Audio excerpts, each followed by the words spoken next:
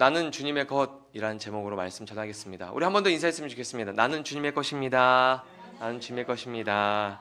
얼마나 이것이 기쁘고 복된 말인지 몰라요. 나는 주님의 것입니다. 오늘은 로마서 7장에 담겨있는 복음에 대해서 전하려고 합니다.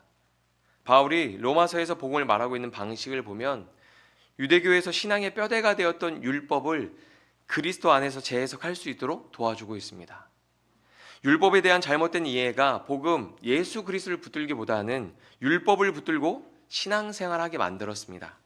그 결과 하나의 믿음을 고백해야 하는 교회가 그 교회 안에서 갈등과 다툼이 발생했습니다. 유대인들은 이방인들을 율법으로 판단하고 비판했고, 이방인들은 비판받고 판단받기 싫으니까 많은 사람들이 모여서 인원수를 내세워서 자신들의 옳음을 증명하려고 갈등과 다툼 속에 있었습니다. 이것은 로마 교회만의 문제는 아닙니다. 오늘날 현대 교회 안에서도 오직 예수, 오직 성경의 신앙을 가진 사람들보다 다른 게 혼합된 신앙을 가진 사람들이 많습니다. 사람들은 예수님을 알기 전에 가지고 있던 삶의 기준이 다 있죠. 우리도 중요하게 생각했던 가치와 기준들이 있습니다. 그것을 우리가 가치관이라고 말할 수도 있고 세계관이라고 말할 수도 있습니다. 어떤 사람은 예수님을 믿기 전에 자라면서 유교의 영향을 많이 받은 사람이 있고 샤머니즘의 영향을 받은 사람도 있습니다. 사람은 어려서부터 배우고 들었던 것에 영향을 받습니다. 그래서 예수 그리스도의 복음을 들어도 이전에 믿고 붙들고 살았던 것이 혼합되어서 온전한 믿음으로 서기까지 오랜 시간이 걸리기도 합니다. 제가 정말 신실한 권사님 한 분 알고 계시는데 기도도 많이 하시는 분인데 제가 이제 아이들 기저귀를 갈아줄 때 이제 아이들 이렇게 딱 기저귀를 열면 습하잖아요. 그러면 이제 말려줘야 되니까 제가 이렇게 하고 후 해주는데 그러면 안 된다고 막 그러시는 거예요. 왜 그럴까요? 바람 들어가면 바람 핀다고. 차마 그 말은 못 하시는데 참 왜요? 이러면 말을 못 하시면 신실한 권사님이세요. 하나님이 너무 사랑하시는 권사님이세요. 그런데 우리가 그런 믿음을 가지고 신앙생활 오래 했지만 그럼에도 불구하고 우리 안에 어려서부터 들었던 것들, 그런 것들이 우리 안에 진리처럼 자리 잡아서 혼합되어서 예수님을 믿는 신앙생활을 하고 있는 사람들이 교회 안에 많습니다. 대표적으로 몇 가지를 이야기하면 유교, 샤머니즘, 물질주의, 포스트 모더니즘을 이야기할 수 있습니다. 유교와 기독교 신앙이 혼합되면서 교회 안의 직분을 계급처럼 인식하는 문화가 자리 잡았습니다. 집사님 위에 안수 집사님, 그 위에 장로님.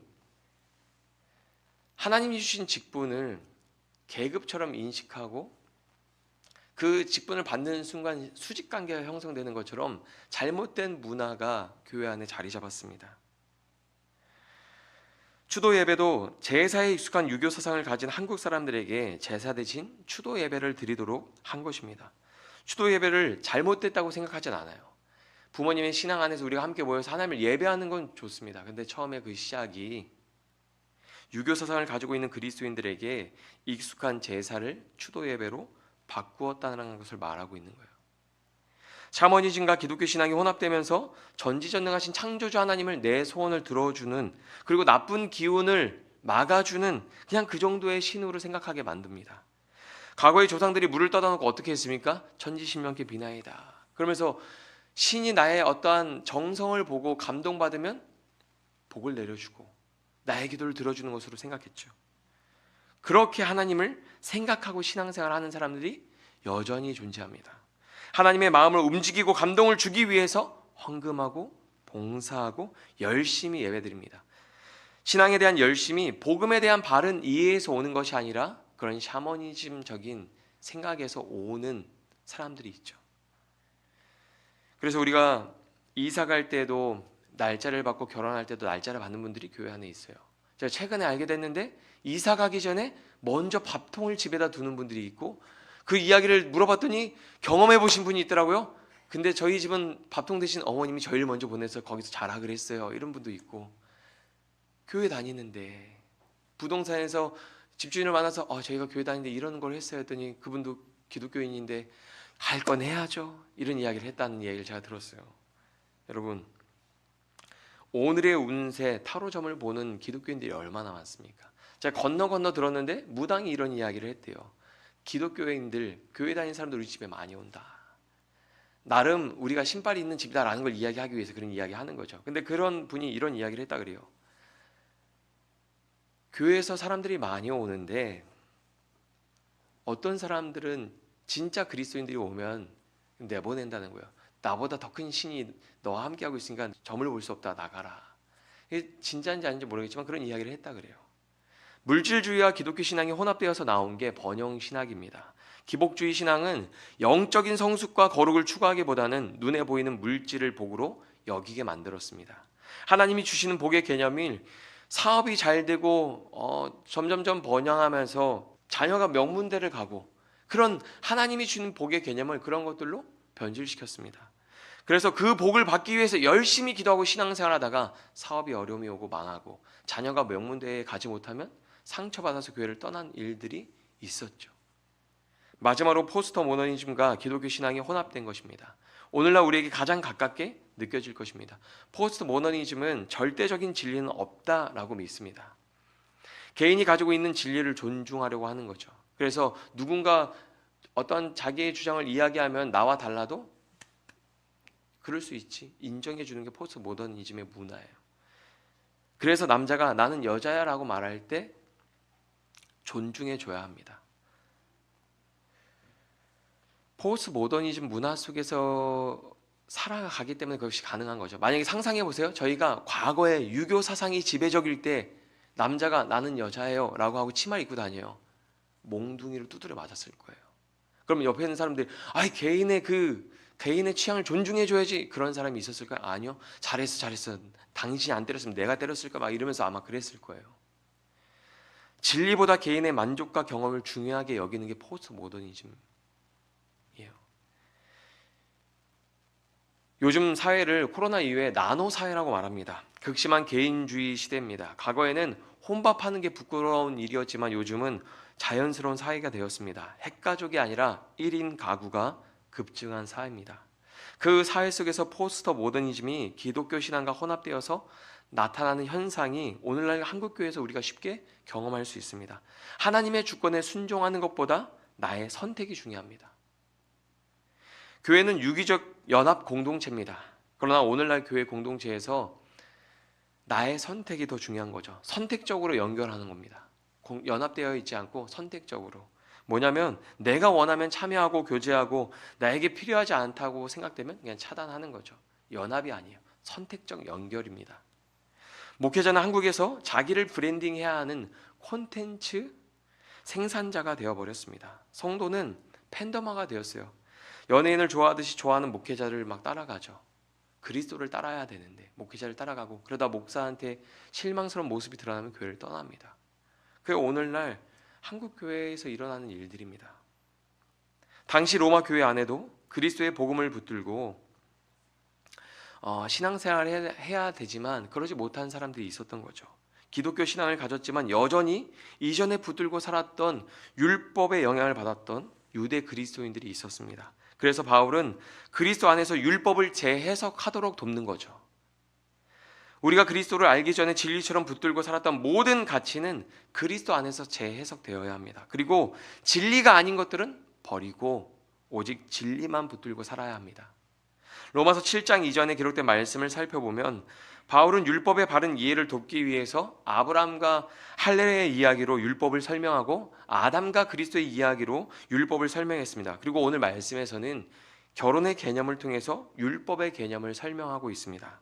바울은 친절하게 유대인들이 가장 쉽게 이해할 수 있는 방법으로 율법을 설명하고 있습니다.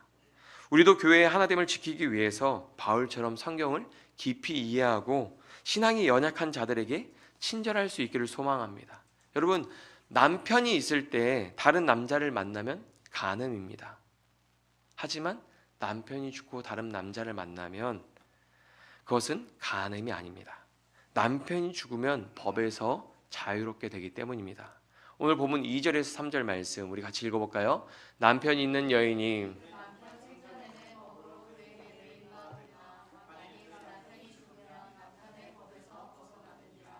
그러므로 만일 그 남편 생전에 다른 남자에게 가면 음녀라. 그러나 만일 남편이 죽으면 그 법에서 자유롭게 되나니 다른 남자에게 갈지라도 음녀가 되지 아니하느니라. 아멘. 바울은 그리스도인들은 그리스도의 은혜로 율법에 대해서 죽은 사람이라고 말합니다. 우리가 예수 그리스도가 우리 죄를 대신해서 십자가에서 죽으셨다는 그 진리를 믿는 순간 로마서 6장에서 말하는 것처럼 그리스도와 연합되어서 그의 죽음이 나의 죽음이 되고 우린 율법에서 죽은 자들이 되었다고 이야기합니다. 그래서 더 이상 율법 아래서 정죄를 받지 않습니다. 로마서 7장 4절 같이 읽어보겠습니다. 그러므로 내 형제들아 너희도 그리스도의 몸으로 말미암아 율법에 대하여 죽임을 당하였으니 이는 다른 이 곧 죽은 자 가운데서 살아나신 이에게 가서 우리가 하나님을 위하여 열매를 맺게 하려 함이라. 아멘.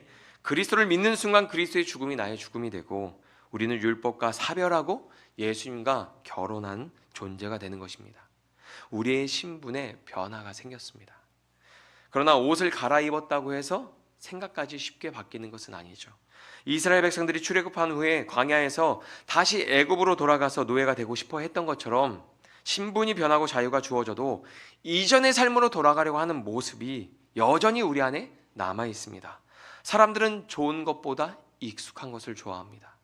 만약에 좋은 것을 좋아하면 우리는 지금 어떻게 되어야 하냐면 AI 프로그램 박사가 되어 있어야 돼요. 그러나 아직도 컴퓨터를 하게 되면 한글과 PPT만 한 사람들이 있죠. 저처럼. 그것이 가장 익숙하고 편하니까 그걸 하게 되는 겁니다. 신앙도 진리보다는 익숙한 것을 가까이 할 때가 있습니다. 우리는 그리스도의 신부로 거룩한 정체성을 가지고 이 세상을 살아가야 합니다. 구약 성경을 보면 음녀와 결혼한 선지자 호세아의 이야기가 나옵니다.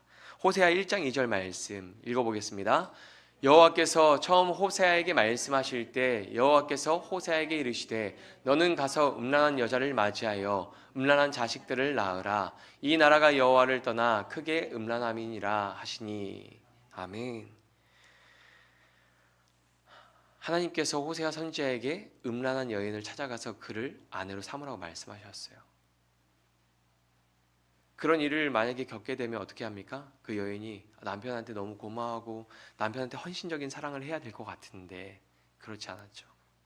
호세아와 결혼하고 자녀를 3명이나 낳은 고멜이 다시 이전의 음행을 쫓아서 남편을 떠납니다. 집을 떠납니다.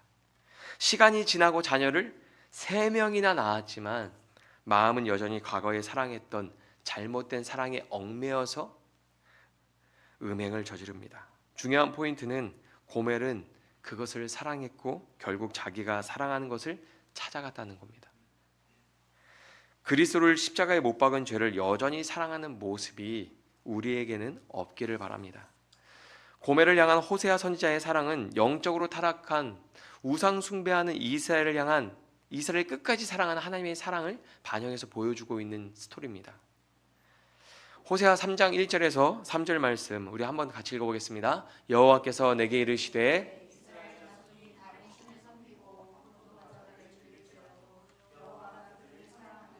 넌 또 가서 타인의 사랑을 받아 음녀가 된 그 여자를 사랑하라 하시기로 내가 은 15개와 보리 한 호멜 반으로 나를 위하여 그를 사고 그에게 이르기를 너는 많은 날 동안 나와 함께 지내고 음행하지 말며 다른 남자를 따르지 말라. 나도 내게 그리하리라 하였노라.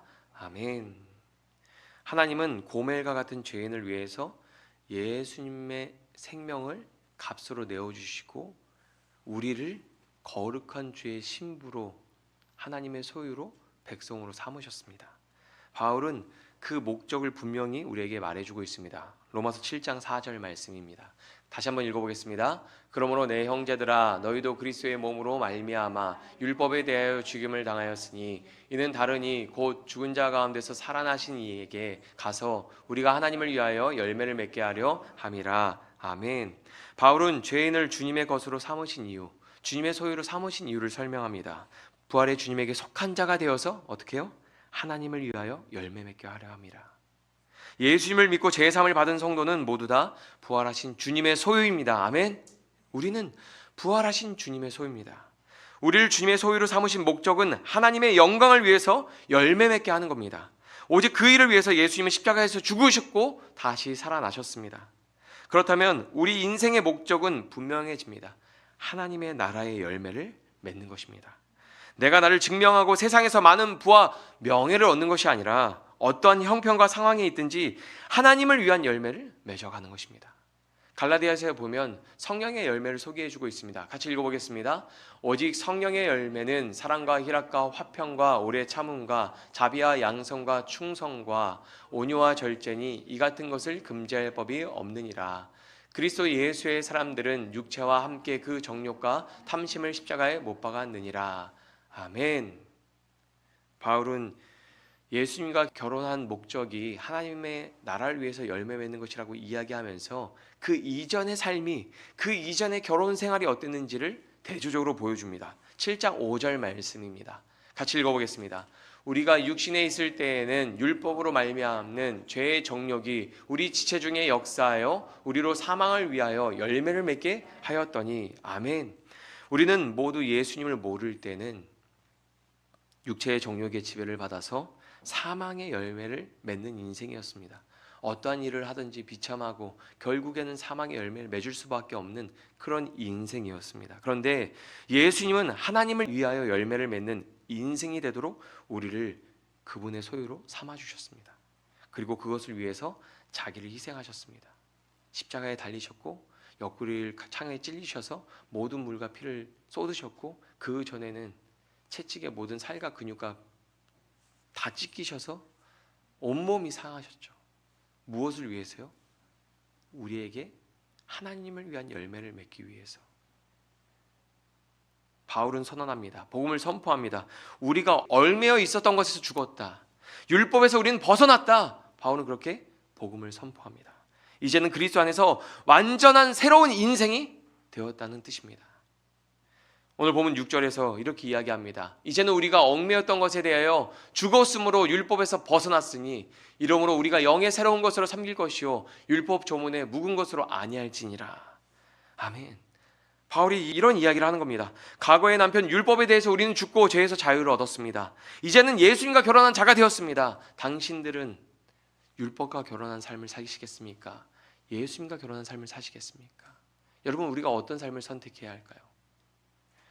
죄를 들추고 정죄하는 율법이 아니라 허다한 죄와 허물을 다 덮어주고 용서하고 사랑하는 예수님과 결혼한 그 삶을 선택할 때 영원한 해피엔딩이 우리의 이야기가 되는 것이죠. 그리스도의 복음을 통해서 율법을 재해석할 때 유대인들이 부딪히는 게 있었습니다. 율법은 하나님이 주신 것입니다. 하나님은 선하신 분이시기에 그분이 하시는 모든 것은 선합니다. 그리고 율법도 선합니다. 율법은 거룩한 삶을 위해서 주신 것이죠. 그런데 이 이야기를 들어보면 이런 생각을 하게 됩니다. 율법은 나쁜 것인가? 율법은 나쁜 것인가? 이야기를 듣다 보면 마치 율법이 사망의 열매를 하는 것처럼 느껴지거든요. 우리가 지금 다 읽지 않았지만 7장 7절부터 13절의 내용을 보면 그런 생각을 하게 만들어요. 결론부터 말씀드리면 아닙니다. 율법이 나쁘냐? 아닙니다. 인간의 한계 때문입니다. 모든 인간은 죄인으로 태어납니다. 그게 성경이 말하는 진리입니다. 아담의 불순종으로 모든 인류는 죄 아래서 태어납니다. 죄인은 죄에 끌리고 죄를 범하게 됩니다. 마치 자석에게 철이 달라붙는 것처럼 죄인은 적극적으로 죄를 범합니다. 계획을 가지고 구체적으로 죄를 범합니다. 로마서 7장 7절에서 8절 말씀입니다. 같이 읽어보겠습니다. 그런즉 우리가 무슨 말을 하리요? 율법이 죄냐? 그럴 수 없느니라. 율법으로 말미암지 않고는 내가 죄를 알지 못하였으니 곧 율법이 탐내지 말라 하지 아니하였더라면 내가 탐심을 알지 못하였으리라. 그러나 죄가 기회를 타서 계명으로 말미암아 내 속에서 온갖 탐심을 이루었나니 이는 율법이 없으면 죄가 죽은 것임이라. 아멘. 바울은 율법 덕분에 죄를 깨달았다고 고백합니다. 율법이 탐심을 죄라고 가르쳐줘서 내가 탐심이 죄인 걸 알았다라고 이야기합니다. 하지만 오히려 죄를 알고 더욱 죄를 범하게 되었다고 이야기합니다. 이상한 일이 일어나고 있는 겁니다. 죄를 모를 땐 관심도 없었는데 죄라는 것을 알고 나면 그것을 성취하고 완성하게 됩니다. 제가 그냥 이야기하는 게 아니고 우리가 읽었던 이 본문에 있는 의미를 원어적으로 해석하면 바울이 그렇게 이야기하는 거예요. 내가 죄를 모를 땐 관심도 없더니 죄가 죄인 줄 알게 되니까 내가 죄를 성취하고 완성하려고 하더라. 예를 들면 우리에게 각자 연약함이 다 있습니다. 이건 죄야, 이건 하면 안 돼 라고 생각하지만 정신을 차려보면 그 죄를 범하는 자리에 있는 거죠.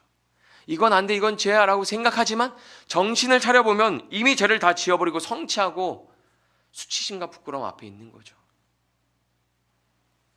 죄를 성취하고 완성하려는 욕망이 우리 안에 있기 때문입니다. 호세아서에서 나오는 음녀 고멜을 생각해 보십시오. 알 거 다 알고 있습니다. 나의 남편이 누구인지, 얼마나 내가 큰 사랑을 받았는지, 그리고 사랑하는 자녀를 3명이나 낳았습니다. 아내로서, 엄마로서 그러면 안 되지만 현실은 어떻습니까? 하면 안 되는 줄 잘 알고 있지만 정신을 차려보면 남편을 버리고 떠나서 죄를 따라 음행하고 있었습니다.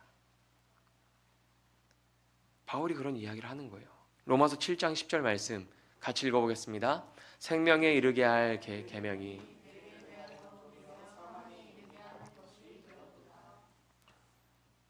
아멘. 여러분, 율법이 죄를 가르쳐 주니까 죄에 사로잡히는 것처럼 되잖아요. 그럼 이 복음에 대해서 듣는 사람들이 부딪히는 거죠. 그럼 율법은 나쁜 것인가? 이것은 율법의 문제가 아닙니다. 율법이 악하고 나쁜 게 아니라 죄의 문제입니다. 죄의 강력한 저주죠. 연약한 인간은 죄의 결박을 벗어날 수 없습니다.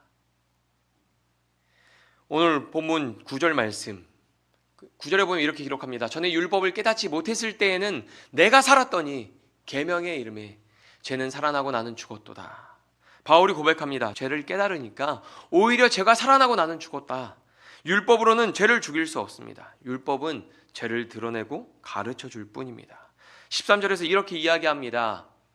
그런즉 선한 것이 내게 사망이 되었느냐? 그럴 수 없느니라. 오직 죄가 죄로 드러나기 위하여 선한 그것으로 말미암아 나를 죽게 만들었으니 이는 계명으로 말미암아 죄로 심히 죄되게 하려 함이라. 아멘.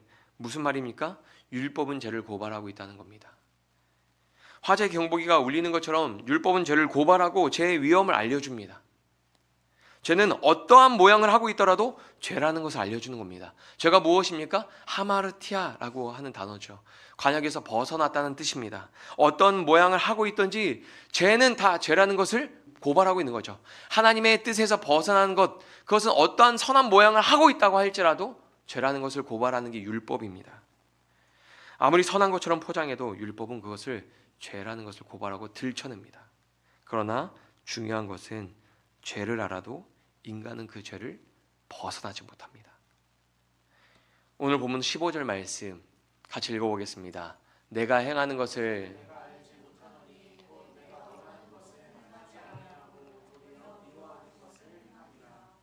아멘.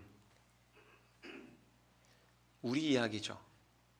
이 말씀이 우리의 이야기죠. 바울의 이야기이기도 하고 육신에 속해서 이 세상을 사는 날 동안 우리는 여전히 죄의 영향을 받습니다. 이 육신을 옷 입고 있는 동안 우리는 여전히 죄의 영향을 받아요. 그래서 우리에게 어떤 소망이 있는 겁니까? 이 육신의 장막을 벗어버리고 다시 부활해서 영광스러운 부활의 주님과 함께한 날을 그리스도인들이 소망하는 거죠. 죄로부터 완전히 자유하게 되는 그날. 오늘 보면 17절에서 20절 말씀 같이 읽어보겠습니다. 이제는 그것을 행하는 자가 내가 아니요 내게 거하는 죄니라. 내 속 곧 내 육신에 선한 것이 거하지 아니하는 줄을 아노니 원함은 내게 있으나 선을 행하는 것은 없노라. 내가 원하는 바 선은 행하지 아니하고 도리어 원하지 아니하는 바 악을 행하는도다. 만일 내가 원하지 아니하는 그것을 하면 이를 행하는 자는 내가 아니요 내 속에 거하는 죄니라. 아멘. 바울이 말합니다. 내가 원하는 바 선은 행하지 아니하고 도리어 원하지 아니하는 바 악을 행하였도다. 바울의 이야기고 고백이고 우리의 이야기입니다. 바울은 유대인으로 누구보다 율법을 잘 알고 있는 사람입니다. 그리고 누구보다 그 율법의 한계를 깊이 경험한 사람입니다. 율법을 붙들고 살아도 죄를 깨달을 뿐 죄를 죽이지는 못합니다. 오히려 죄가 드러나면 그 죄에 사로잡혀서 더 죄를 범했습니다. 삶의 주도권을 죄에 빼앗겨서 사망의 열매를 맺었습니다. 겉으로는 신실하고 거룩한 사람처럼 옷을 입고 기도했지만 죄를 떨쳐버리지는 못했습니다. 죄는 선한 것에서도 나쁜 열매를 맺게 합니다. 아담과 하와에게 죄가 들어왔을 때 하나님이 주신 나무 뒤에 숨어서 하나님을 피했습니다. 하나님이 이 세상을 선하게 창조하셨고 하나님 모든 그 선한 것들을 아담과 하와에게 주셨습니다. 근데 죄가 들어오니까 그 선한 것을 어떻게 이용하냐면 하나님을 피해서 숨는 것으로 이용하는 겁니다. 그게 죄입니다. 하나님이 선하게 행하신 일을 망치고 사망의 열매를 맺게 하는 게 죄입니다. 바울이 왜 이런 말을 할까요? 자신의 경험담이기 때문입니다. 그리고 로마 교회 안에 있는 유대 그리스도인들이 자신과 같은 잘못을 반복하고 있기 때문입니다. 그리스도의 은혜보다 율법을 중요하게 여기면서 신앙생활을 하고 있기 때문이죠. 자기도 해결하지 못하는 율법의 무거운 짐을 이방인 그리스도인들에게, 교회 처음 초신자들에게 짊어지게 하려고 했기 때문입니다. 율법을 가지고 살면 살수록 어떤 일들이 일어납니까? 죄에 대한 고통과 괴로움을 계속 반복할 수밖에 없는 거죠. 그리스도인을 잔멸하려고 가던 바울이 다메섹에서 주님을 만난 후에 율법의 참뜻을 깨닫고 복음에 헌신된 삶을 살면서 죄와 피 흘리기까지 싸웠습니다. 그러면서 바울이 깨달은 것은 인간적인 한계였습니다. 그리고 죄의 강력한 힘이었습니다. 그것을 21절에서 이야기합니다. 같이 읽겠습니다. 그러므로 내가 한 법을 깨달았노니 곧 선을 행하기 원하는 나에게 악이 함께 있는 것이로다. 아멘. 결국 인간의 힘으로 노력하고 애쓰고 또 애써도 결국 내뱉을 수 있는 그 탄식이 무엇입니까? 오라, 나는 공고한 사람이로다. 누가 이 사망의 몸에서 누가 나를 건져내랴. 이것입니다. 24절 말씀 같이 읽어보겠습니다. 오라, 나는 공고한 사람이로다. 이 사망의 몸에서 누가 나를 건져내랴. 아멘. 죄와 싸우고 거룩한 삶을 살기 위해서 우리는 노력하지만 노력할수록 우리는 한계에 부딪힙니다. 넘어갈 수 없는 큰 장벽 앞에 가로막힌 것처럼 그런 느낌을 받을 때가 있죠. 주님이 저 앞에 계신데, 주님 앞에 더 가까이 나가고 싶은데, 거룩한 삶을 살고 싶은데 큰 장벽이 가로막은 것처럼 더 이상 가까이 갈 수 없는 것 같은 느낌을 받을 때가 있습니다. 예수 그리스도의 복음을 모르면 대부분 여기에서 무너집니다. 복음을 모르면 여기서 무너집니다. 아, 나는 거룩할 수 없구나. 아, 나는 구원 받지 못한 사람인가? 이런 오해를 하면서 아무것도 할 수 없는 연약함 앞에 좌절하고 무너집니다. 여러분 그런 경험 없으세요? 은혜 받아서 열심히 죄와 싸우고 신앙생활 하는데 또 죄를 져요. 반복해서 죄를 짓고 거기에 낙심하고 좌절해서 아, 나는 거룩할 수 없구나. 아, 나는 구원받은 사람이 아닌가? 실제로 제가 이 문제 앞에서 낙심하고 좌절해서 교회를 떠난 사람을 봤어요. 전도사님, 저는 구원받은 사람이 아닌 것 같아요. 왜 그렇게 생각하세요? 제가 아무리 신앙생활 해도 전 더러워요. 계속 죄를 반복해요. 열심히 신앙생활을 하면서 자기 죄를 반복적으로 마주하고 낙심하고 좌절하면 바울처럼 오라, 나는 공고한 사람이로다 라는 영혼의 깊은 탄식을 쏟아내게 됩니다. 그런데 거기서 멈추면 안 되고 그 다음 단계로 나가야 되는 것이죠. 바울이 고백하는 것처럼, 바울이 오라, 나는 공고한 사람이로다. 누가 사망의 몸에서 나를 건져내랴. 그 탄식 속에서 그 다음 단계로 나아갔던 것처럼 우리도 그 다음 단계로 나아가야 하는 것입니다. 오늘 보면 25절 말씀 같이 읽겠습니다. 우리 주 예수 그리스도로 말미암아 하나님께 감사하리로다. 그런즉 내 자신이 마음으로는 하나님의 법을, 육신으로는 죄의 법을 섬기노라. 아멘. 여러분, 우리가 인간적인 한계, 아무리 내 힘으로 열심히 노력하고 애써보지만 결국 우리가 쏟아낼 수 있는 것은 영혼의 깊은 탄식, 오라, 나는 공고한 사람이로다. 그거밖에 없죠. 그런데 예수 그리스도로 말미암아, 나를 주님의 소유로 삼아주신 예수 그리스도로 말미암아, 고멜과 같은 나를 거룩한 신부로 삼아주신 그 예수 그리스도로 말미암아 우리는 기뻐할 수 있는 거죠. 어떤 기쁨이요? 여기서 말하는 기쁨은, 감사는 기쁨이 넘치는 감사입니다. 우리가 아까 찬양했죠. 무화과 나무 잎이 마르고 포도 열매가 없어도 난 여호와로 즐거워 기뻐하리. 그 기쁨이 응축되어 있는 감사, 그 감사를 주님께 올려드리는 거죠. 내 한계와 죄의 강력한 힘 앞에서도 우리는 기쁨을 잃지 않고 감사할 수 있어야 합니다. 내 모습이 어떠하든지 우리는 이미 예수님과 결혼해서 부활의 주님께 속한 자, 거룩한 신부가 되었기 때문입니다. 우리의 힘과 노력으로 거룩해지고 죄와 멀어지는 게 아닙니다. 그 삶을 살아보려고 노력하면 탄식만 나오는 것을 경험하게 됩니다. 여러분, 그렇다고 노력하지 말라는 게 아닙니다. 노력해야 합니다. 힘써야 합니다. 그리고 신앙생활 하면서 나는 공고한 사람이라는 것을 뼈저리게 깨달아야 합니다. 그렇게 될 때 우리에게 예수님이 없다면 나는 비참하고 공허한 사람이라는 것을 알게 되는 겁니다. 그것을 알기 때문에 더욱 그리스도로 말미암아 하나님 앞에 감사가 되는 거죠. 감사하는 자가 되는 거죠. 바울이 그 감사가 얼마나 큰 감사였냐면 자신의 모든 삶으로 복음을 전하고 십자가의 증인이 되었어요. 너무 감사해서. 그리스도를 믿는 많은 사람들이 그 예수님을 너무 감사해서 너무 기뻐서 복음을 전하다가 순교했습니다. 우리가 고멜처럼 죄에 무너지고 더럽혀져도 우리는 이미 부활하신 주님께 속한 신부가 되었습니다. 하나님은 이미 우리의 연약함과 죄를 다 아시고 사랑을 시작하셨습니다. 그런 죄인을 위해서 그리스도를 내어주셨습니다. 우리는 우리의 실패와 죄를 주목하지만 그것보다 더 크신 하나님의 은혜와 사랑에 주목하면서 우리는 신앙생활을 해야 합니다. 죄와의 싸움은 고통스럽습니다. 그렇다고 결코 좌절하거나 포기해서는 안 됩니다. 오히려 그리스도의 은혜와 사랑을 기억하고 그것에 힘입어 그리스도 안에서 지속적으로 죄된 성품과 삶을 변화시켜 나아가야 합니다. 우리의 힘으로 할 수 없는 걸 가능하게 만드신 것이 예수 그리스도의 복음입니다. 우리는 할 수 없지만 우리의 신랑 되신 예수님의 사랑이 우리를 변화시킬 것입니다.